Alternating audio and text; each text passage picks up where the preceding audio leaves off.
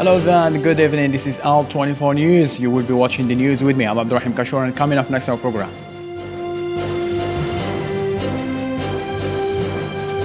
$37,379 new cases. India COVID tally rises for 7th straight day. Omicron counts more than 2,000 cases.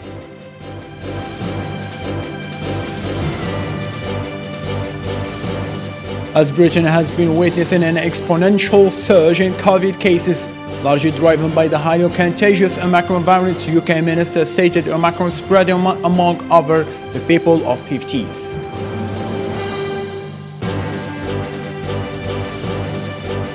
Elizabeth Holmes found guilty on 4 fraud counts. The jury delivered the verdicts after announcing they were deadlocked on the 3 of 11 charges faced by Holmes.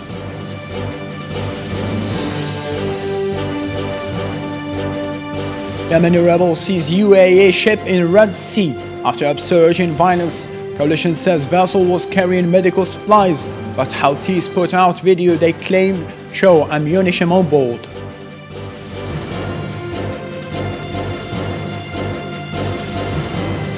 Hong Kong leader Carrie Lam on Tuesday said that the recent closure of 2 media outlets in the city does not indicate a decline in press freedom, as the decisions were made by the outlets themselves.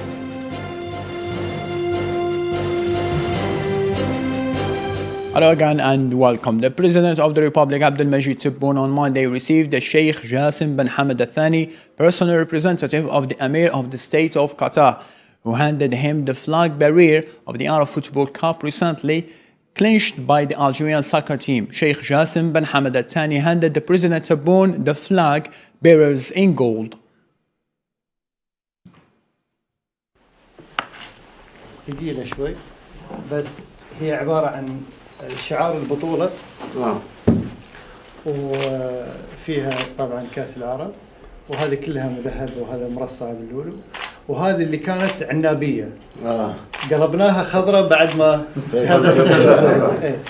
وفيها أحرف موطني اللي هي الأغنية العربية المشهورة كلها يعني، وطبعا يجي معاها العلم، يجي معاها العلم، وطبعا بحكم ان الجزائر هي ماخذة البطولة الآن السارية عندكم وممكن تحتفظون فيها وتسلمونها حق المستقبل إذا صارت بطولة ثانية. أنا ما أعرف إذا بتصير إن شاء الله. إن شاء الله. هذه التقاليد الأحسن تقاليد اللي تقرب للشباب. نعم. شو اللي تفشل السياسة. صحيح. تصلحوا الرياضيات. شفنا كيف كانت الجماهير مع بعض. India continued to witness an increase in fresh coronavirus positive cases on Tuesday, the most since early September, as Omicron coronavirus overtake Delta. The country recorded 37,379 new COVID-19 infections and 124 fatalities. The active cases increased to more than 2 million. The National Health Service in the United Kingdom will face significant pressure in the coming weeks from the nationwide spread of the Omicron variant. British Prime Minister Boris Johnson announced in a visit to vaccination hub a day after United Lincolnshire Hospital's Trust declared critical incidents linked to extreme and unprecedented staff shortages. The pressure on National Health Service (NHS) in England is on as Omicron cases continue to surge. But for now, restrictions in England are unchanged. Further restrictions, I think people have also responded very sensibly by being cautious, by accessing testing and by doing other sensible things to help to keep the virus at bay, and we will continue to monitor the data and keep it under review. British Prime Minister Boris Johnson warned that pressure on the NHS is going to be considerable for the next couple of weeks and maybe more. I think we've got to recognise that the pressure on our NHS, on our hospitals, is going to be considerable in the course of the next couple of weeks and maybe more, because there's no question Omicron continues to surge through the country. 1 in 15 people in England are affected with COVID, making a total of 1 million of the population to be isolated, an increase of 50% compared to the last 7 days. But unlike the previous waves, that's actually not the major cause for the pressure on the NHS. The cause is the staff shortages.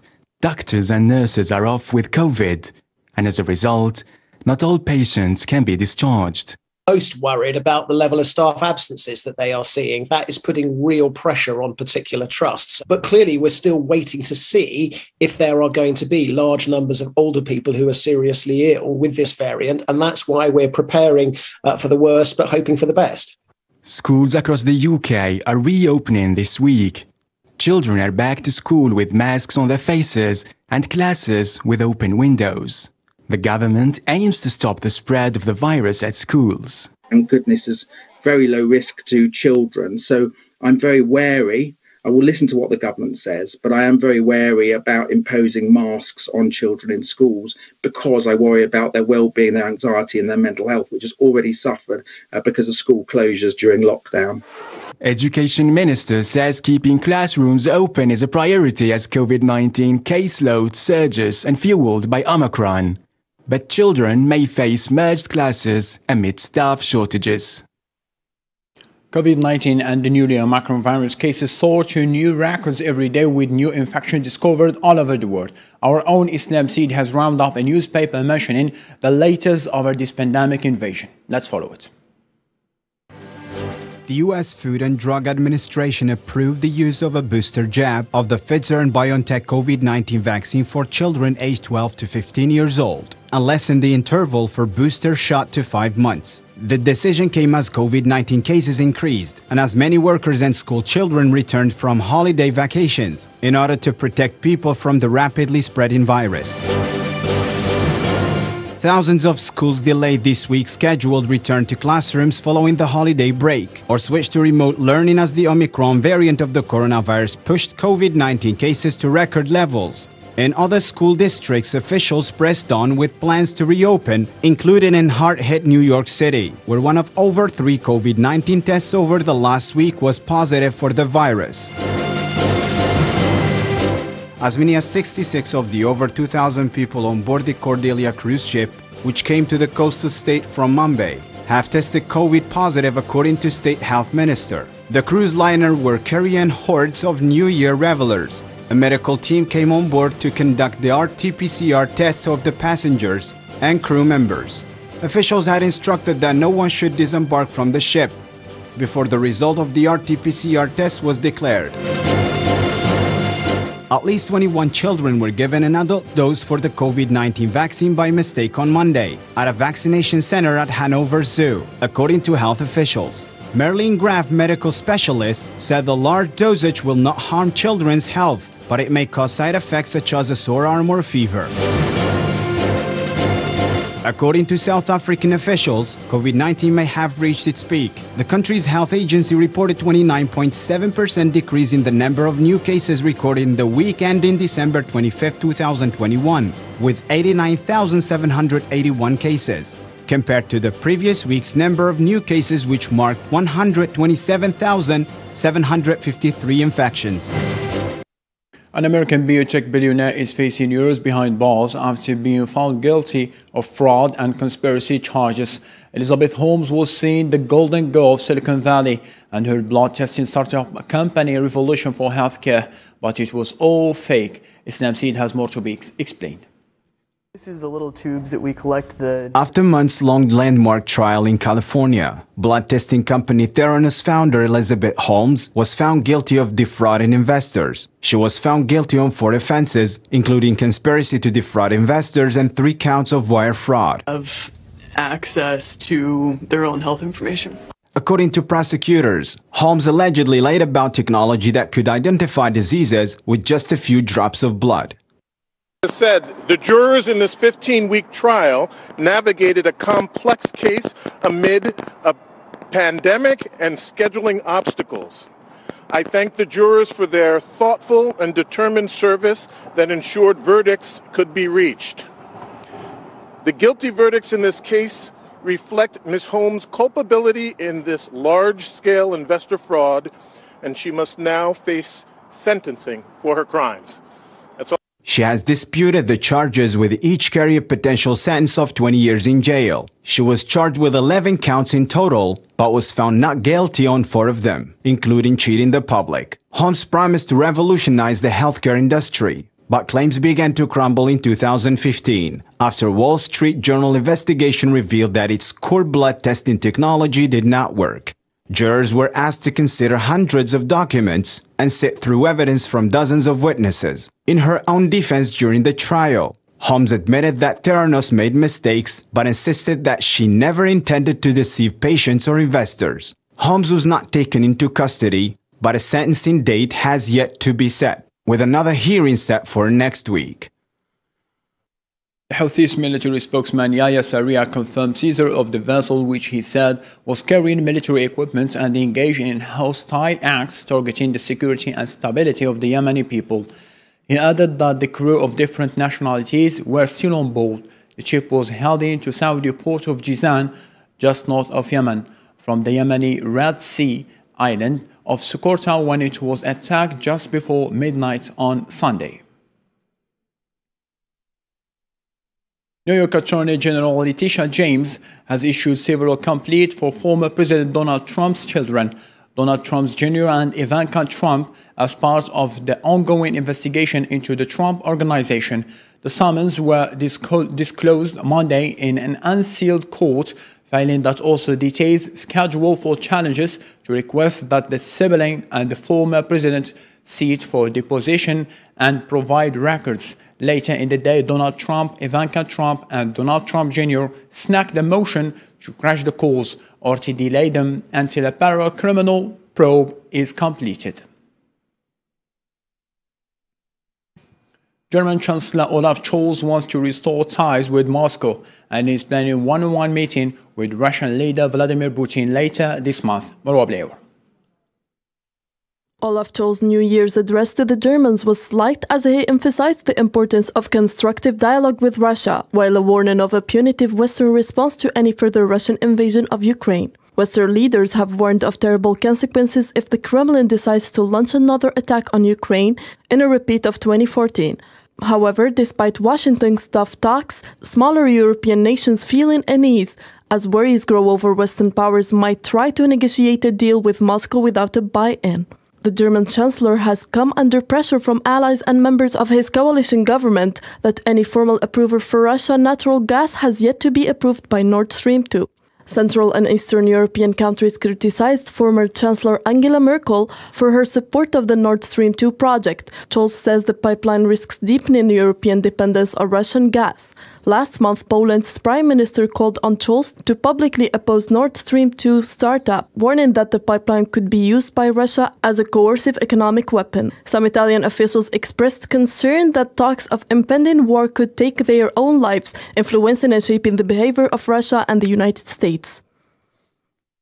On a televised speech on Monday, Iranian president stated that the first responsible for the assassination of the Iranian military leader, Qasem Soleimani, was the former president of the United States, Donald Trump. Raisi added on the same speech that Trump must face justice as he played a major role by ordering to kill the Iranian leader. Ibrahim Raisi also threatens that the country is willing to take revenge if the former president is not presented to justice.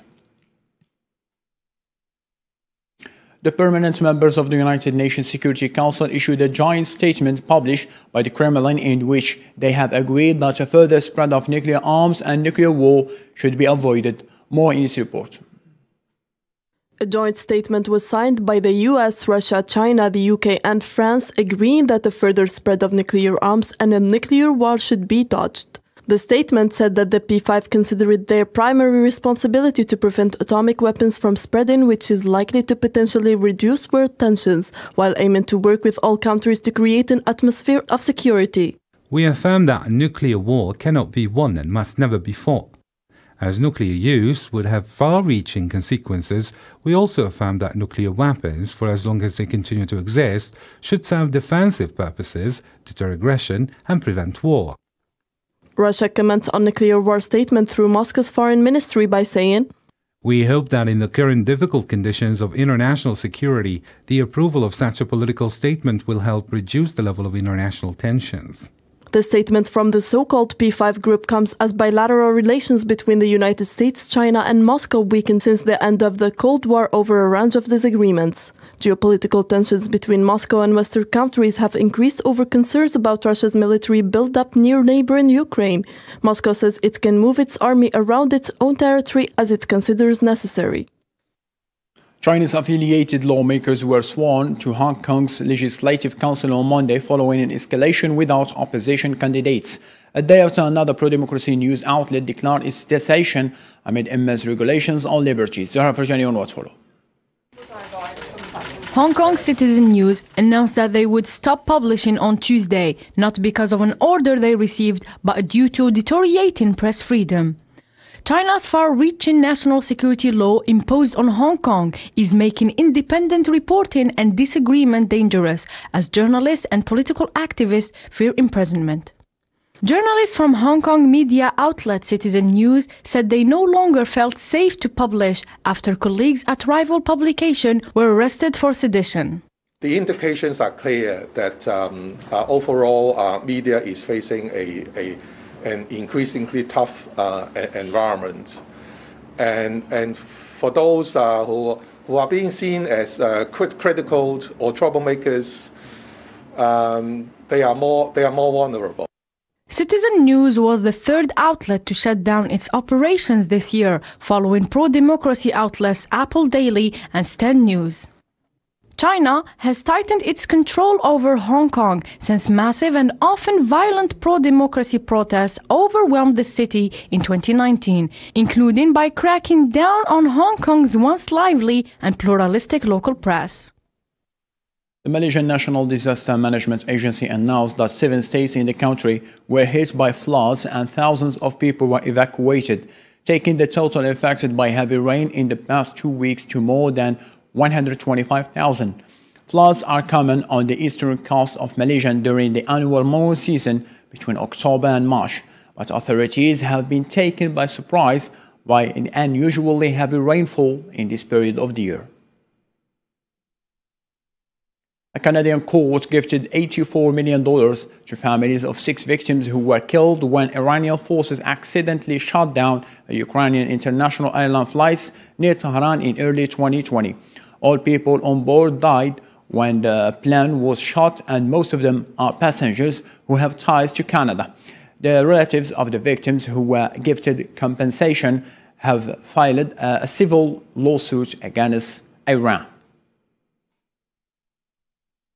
According to authorities, the fire that destroyed South Africa's main parliament chamber flared up again 3 days after it started in the complex of historic building. The fire rescue service confirmed that the void under the roof sheeting of the National Assembly was on fire. Marim Zian. Over 50 firemen were battling the fire that ripped South Africa's parliament. The top of the new wing, which houses the lower chamber of the National Assembly, collapsed as a result of the fire on Sunday. The ceiling of the old wing, which dates back to 1884 and contains the National Council of Provinces upper chamber, also partially collapsed. Police accused a 49-year-old man with arson and other crimes, including theft, and he was also scheduled to appear in court on Tuesday. Just one point raised by the President about the arrest. It's confirmed that a person is being arrested. And I can also confirm from General Patikile that the docket has now been handed over to the Hawks, because it's the role of the Hawks to investigate any attack on political institutions. Nosivoe Mapiza Nkakula, the Speaker of the National Assembly, said if arson was proved, it would be an attack on the country's democracy. Jermaine Carroll, a spokesperson for the Cape Town Fire and Rescue Service, told News 24 earlier on Monday, before the flames flared up again, that the number of firemen on the scene was decreased from 70 to a dozen when they were dealing with hotspots that remained. In a separate statement, an elite police force stated that the suspect was thought to have gained entrance to the parliament through a window in one of the offices and that investigations were ongoing. There is a possibility of other charges being added, as there was a security breach here. The President's address to Parliament, according to Speaker Mapisa Nkakula, will take place on February 10th. Members of Parliament will debate and adopt the budget, and committees will continue their work. The Public Work and Infrastructure Minister stated that a report on probable renovation costs and schedules is expected on Friday. According to Defense Minister Diego Molano, violent clashes between Colombian rebels group near the country boundary with Venezuela have left at least 23 people dead. Fighting broke out over the weekend in Arauca as members of the National Liberation Army fought with the Revolutionary Armed Forces of Colombia, who reject a 2016 peace deal that saw the group demobilize, bringing an end to 5 decades of armed conflict in the country. Apple, the US technology giant, has become the first company to hit a stock market valuation of $3 trillion. The company's share price has risen by around 5,800% since the co-founder and the former chief executive Steve Jobs unveiled the first iPhone in 2007. In 2018, Apple became the first company to hit a stock market valuation of $1 trillion. A second drone attack on U.S. forces in Iraq was foiled on Tuesday after Iraq's air defense shot down armed drones that were headed toward the U.S. air base west of Baghdad. An official with the U.S.-led international military coalition confirmed that the attack on the Ain al-Assad air base. According to Reuters, the attempt attack coincided with the second anniversary of the assassination of Qasem Soleimani, a top Iranian general, on Monday. Sudanese reinstated former Prime Minister resignation has put the country in complex situation as Sudan is already in fragile state since the October 25th coup. Pro-democracy activists have launched wide demonstration in the country and security forces deployed numbers of troops in all regions. Osama Yadi. After the unexpected resignation of Sudanese Prime Minister Abdullah Hamdok, the country is ahead of a risky period. The resignation of the Sudanese civilian prime minister triggered pro-democracy groups and activists to revolt against the military interference in politics in the country. Military and security forces in Sudan are fully in control of the already fragile country, as many troops were deployed in different parts of the country ahead of the expected riots by pro-democracy activists. Streets leading to the army headquarters in central Khartoum were sealed off amid a heavy presence of riot police, parliamentary forces, and army personnel. Last Sunday, Hamdok announced that he was stepping down, saying that he tried to prevent the country from sliding towards disaster and that it was now at a dangerous crossroads, threatening its very survival. The restoration of arrest and search authority to the intelligence service and the continuation of repression against the demonstrators were the straw that broke the camel's back in the Burhan-Hamdok agreement. Pro-democracy activists have urged protesters to take to the streets and to head to Presidential Palace in Khartoum until victory is achieved. Sudan has been navigating a fragile transition toward full civilian rule since the April 2019 ouster of veteran President Omar al-Bashir, following an unprecedented wave of youth-led protests. For his fourth administration, Liberal Prime Minister Mark Rutte accepted the request of the partners, in particular the Social Liberal Party. He has formed an almost equal gender team of 20 ministers and 9 secretaries of state. The new government of Mark Rutte is now emphasizing the social.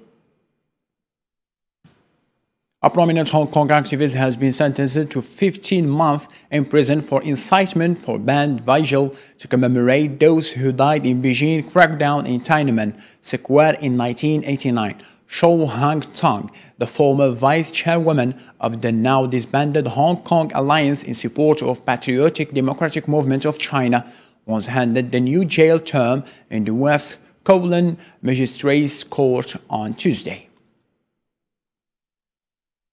The Interior Minister of Tunisia, Tawfiq Sharafuddin, announced that detained former Justice Minister Noordin Bahiri is suspected of terrorism and accused the former minister of being involved in money laundering activities.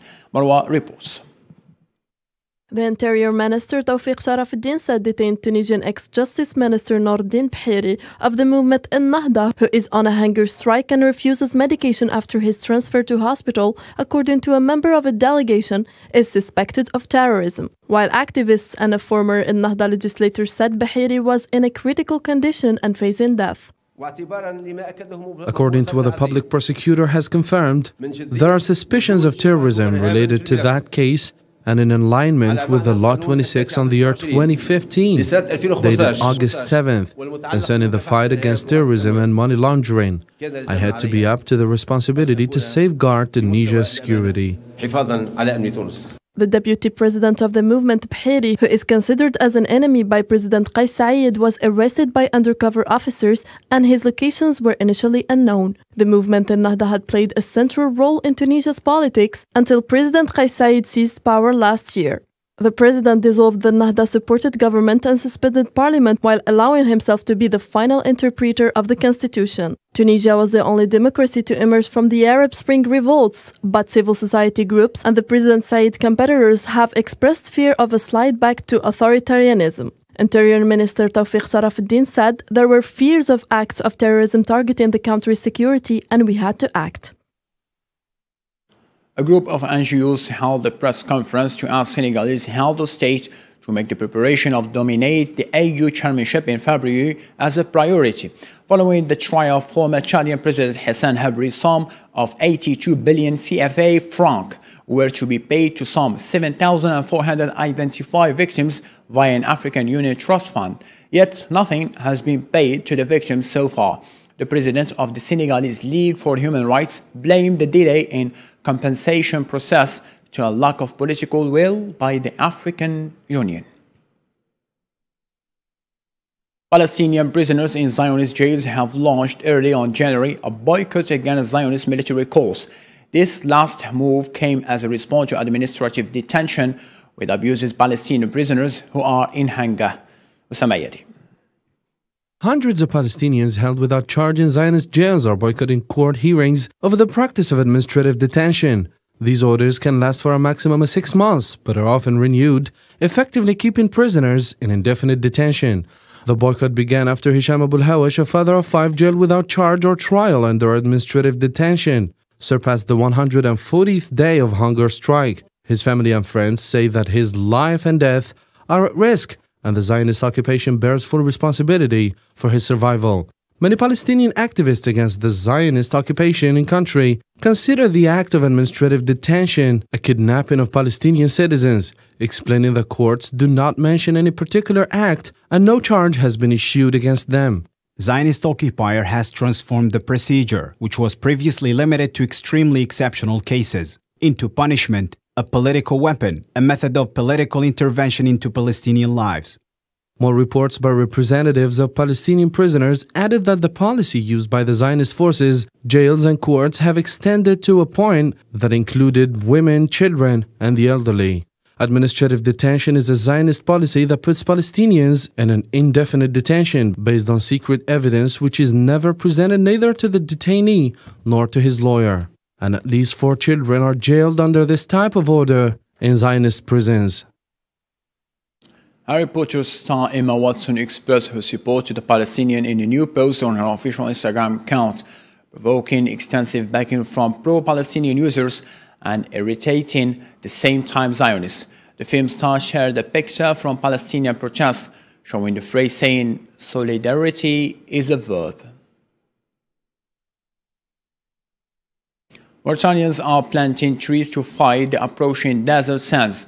The plantation project called the Great Green Wall started in 2007 and is now adopted by more than a dozen countries in the African continent. Marim Zian on what follow. The Great Green Wall is an African-led movement with a great ambition to grow an 8,000-kilometer green wonder across all Africa. The wall progressed by 15% since 2007, according to the website Great Green Wall, and is now bringing life back to the million hectares lands degraded in Africa. And once finished, the project will be the largest of its genre on the planet. Desert sands are threatening homes and farming fields in Mauritania. To combat the approaching sands, Mauritanians are erecting a great green wall in the hopes of slowing the process of the phenomenon.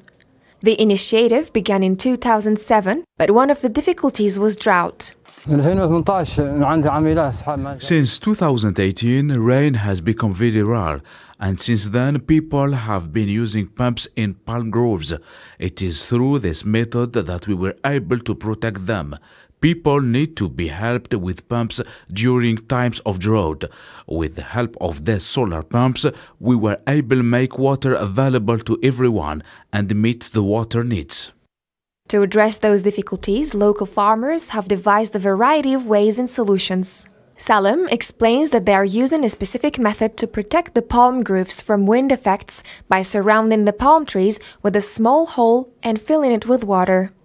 With not much time remaining, the authorities have turned to support community projects to protect agriculture and environment. The program of Great Green Wall, what needs to be understood is that it isn't an integrated rural development program that combines both the objectives of preserving the environment and the objectives of setting up rural development poles, so as to be able to improve the living conditions of rural populations and especially the most vulnerable populations. The Mauritanian Minister of Environment and Sustainable Development, Miriam Bekay, explains the aim of the project and its progress. The Great Green Wall project is currently being implemented in over 20 African nations. More international news in this report by Zahra Furjani. The U.S. Congress probe of the deadly January 6 assault on the Capitol by Donald Trump supporters soon begins weeks of public hearings that will put the investigation in the spotlight as campaigning intensifies for the November elections. Prince Andrew of Britain's lawyers on Tuesday will ask a United States judge to dismiss a lawsuit by a woman who has accused him of sexual assault 2 decades ago when she was 17. More than 125 Houthi rebels were killed in airstrikes by the Saudi-led coalition and clashes with pro-government forces in Shabwa and Al-Baida provinces bordering Marib. Brazilian President Bolsonaro will not need surgery after being hospitalized for an intestinal blockage that has now been cleared. The blockage was Bolsonaro's latest complication from a 2018 stabbing. Investors in financial products issued by China Evergrande Group protested outside the cash-strapped company's office, with many worried that their returns would be sacrificed to keep real estate projects afloat. Oil prices on the rise before OPEC Plus meeting IKEA decided to raise prices of its furniture products. And for more today's economic news around the world, let's follow this report by Nabil Khazini. Oil prices ended on a positive note, having fluctuated for the first session of the year just before an OPEC Plus meeting. The price of a barrel of North Sea Brent for March delivery rose 1.54% to $78.98. A barrel of West Texas Intermediate WTI for February delivery rose 1.15% to $76.08. OPEC Plus, which has maintained its economic outlook, is just also counting on a lower impact of the Omicron variant on demand, considering it moderate and short-lived. The Swedish furniture giant IKEA has started to raise some of its prices in response to tensions in its supply chains. The company hiked the prices of its flat-pack furniture by as much as 50%. Desks, beds, and wardrobes sat among the items to see massive overnight price rises as the costs of shipping, raw materials, and energy soar. Inflation soared to 36.08% in Turkey in December, a record since September 2002. We used to buy lots of things with 100 lira. Now you enter the market, choose 2 things and leave. The rise in consumer prices, more than 7 times higher than the government's initial target, is explained by the fall of nearly 45% of the Turkish lira against the dollar in 1 year, despite emergency measures announced by the Turkish President Erdogan in mid-December. Tesla is once again surpassing the expectations of Wall Street analysts. For the last quarter of 2021, Tesla crosses the 300,000 deliveries of electric cars purchased from its customers, a staggering figure despite reviews and production problems. Parks lovers in the United States can enjoy visiting parks at no cost in 2022. The US National Park Service has released its free entrance days for this year. Popular national parks like Glacier, Grand Canyon, and Grand Teton will welcome on Martin Luther King Jr. Day the first free entrance day. Many visitors who, despite the free entrance, should be ready to pay parking fees to avoid any surprises. Beijing sealed up its Winter Olympic bubble on Tuesday, preparing the Games venues, transport and staff for the world's strictest mass sporting events since the global pandemic. China, where the virus emerged toward the end of 2019, has pursued a zero-tolerance strategy on COVID-19 and is taking the same approach to limit the pandemic's potential impact on the February 4th and 20 Winter Olympics and subsequent Paralympics. Starting Tuesday, thousands of games-related staff, volunteers, cleaners, cooks, and coach drivers will be cocooned for a weekend in the so-called closed loop, with no direct physical access to the outside world. In the Premier League, Ralph Rangnick fell to his first loss as Manchester United manager after João Moutinho's 82nd minute goal strike earned Wolverhampton and win none to a Premier League on Monday. Outplayed for much of the game, United's players looked like they would survive for a point until Moutinho met a defensive-headed clearance with a volley from the edge of the area that rolled inside the post. This was the toughest test of Rangnick's opening 6 games in charge, as United couldn't get near Wolverhampton at a time of all travel. And just after the game, the German coach Ralph Rangnick in his press conference explained what happened, saying that we didn't play well at all, individually or collectively. In the first half, we have big problems to keep them away from our goal. And in the second half, they kidnap a late goal. This is football, and we have to deal with our problems. Let's have a listen. The better team. We have to admit that, especially in the first half, we had big problems to stop them from play their combinational football. It was only in very few moments that we could put them under pressure and take the ball away from them. And even if that happened, we gave it away ourselves too easily. Once again, too many turnovers, and therefore it was a very frustrating first half for everybody, not only for the staff, also for the players themselves. And that was the reason why we decided to change formation at halftime to a back 3 and to 4 central midfielders. I thought in the second half we had more control. We had more situations where we were winning the ball. Ladies and gentlemen, let's have a reminder for our main stories. 37,379 new cases. India's COVID tally rises for the 7th straight day. Omicron count more than 2,000 cases.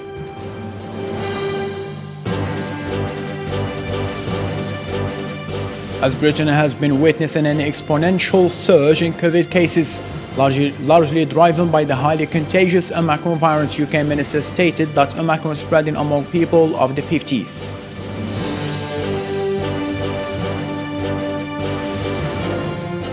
Elizabeth Holmes found guilty on 4 fraud counts. The jury delivered the verdicts after announcing they were deadlocked on the 3 of the 11 charges faced by Holmes.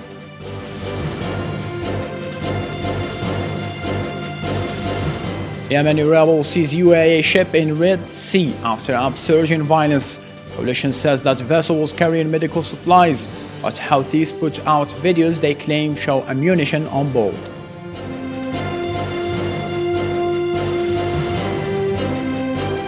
Hong Kong leader Carrie Lam on Tuesday said that the recent closure of 2 media outlets in the city does not indicate a decline in press freedom, as the decisions were made by the outlet themselves.